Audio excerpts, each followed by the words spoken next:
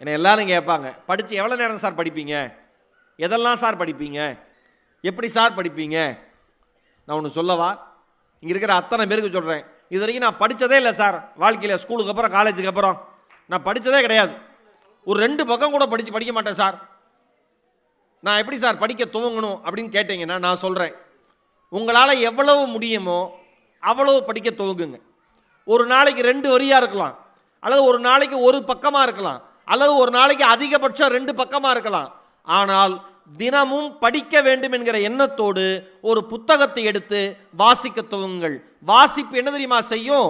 முதல் வரியில் நின்றிருந்த உங்களை 2வது வரிக்கு அழைத்து செல்லும். 2வது வரியில் நின்றிருந்த உங்களை 20வது வரிக்கு அழைத்து செல்லும்.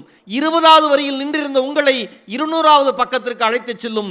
200 பக்கத்தையும் படிக்கிற படிப்பாளியாக நீங்கள் இருந்தால் இந்த உலகத்தில் குறைந்தபட்சம் 2000 புத்தகங்களையாவது உங்களை வாசிப்பு படிக்க வைக்கும்.